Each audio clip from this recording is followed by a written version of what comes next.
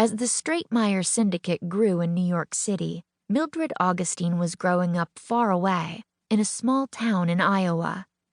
Mildred was born on July 10, 1905. She spent hours playing adventurous games and making up stories with her paper dolls. Like Edward Stratemeyer, Mildred loved to read and write too.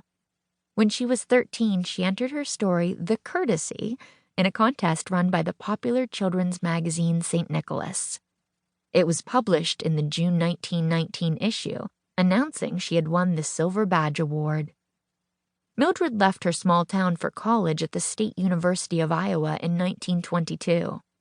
She took classes in the new journalism program that trained students to become writers. She got plenty of practice working for the college newspaper. She also played sports, including soccer, basketball, and swimming. And she was really good at playing the xylophone. After graduation in June 1925, she went to work for the Clinton Herald newspaper. Mildred still wanted to write stories for children. In 1926, she answered a magazine advertisement from the Stratemeyer Syndicate that said it was looking for authors. Mildred met with Edward Stratemeyer in New York City. Soon after, he hired her. While writing books for Stratemeyer, Mildred went back to school to get another college degree in journalism. She also married Asa Wirt and moved to Cleveland, Ohio. Through it all, she kept in touch with Edward. In 1929, when Edward needed a ghostwriter for his new girl detective series, he thought of 24-year-old Mildred Augustine Wirt. He asked if she would be interested in writing the first 3 books in the Nancy Drew Mystery Stories series for $125 each. She said yes. So he sent her his 3.5-page outline for the first book, The Secret of the Old Clock. Mildred wrote a story full of action and suspense, just like Edward wanted. She then wrote the next 2 books in the series, The Hidden Staircase and The Bungalow Mystery. Following Edward's ideas, Mildred helped create a unique girl with an unbelievable talent for solving mysteries. The character Nancy Drew is 16 years old and lives in the town of River Heights. Her father, Carson Drew, is a lawyer. Her mother died when she was little, and so Nancy is in charge of running the household. She does have some help from the family's maid, an older woman named Hannah Gruen. The Drews have plenty of money, and Nancy seems to have few worries.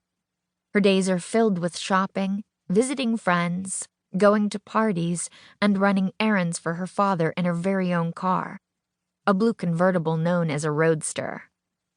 Nancy spends most of her time following clues to solve mysteries.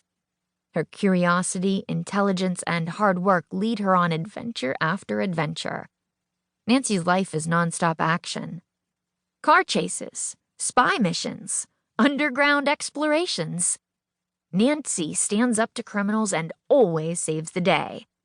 She's so good that the police and her father often come to her for advice. History of Mystery. As more people moved into cities in the 19th century and crime rates went up, police departments needed to hire more crime-solving detectives. Authors began to introduce detectives as characters in their stories, too. The first detective story was written by the American author Edgar Allan Poe in 1841. In The Murders in the Rue Morgue, his detective, C. Auguste Dupin, investigates a murder, gathers clues, and uncovers who, or what, is to blame for a crime. Later in the century, Sir Arthur Conan Doyle created one of the most famous detectives, Sherlock Holmes. Holmes was able to solve his cases by close observation, logical reasoning, and scientific knowledge. Detective stories and novels became even more popular in the early part of the 1900s. In the 1920s, British author Agatha Christie started writing detective mysteries.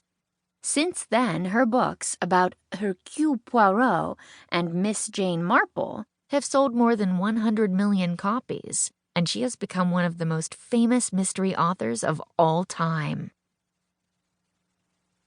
The first 3 Nancy Drew mystery stories were released in April 1930 and used the pen name Carolyn Keene as the author.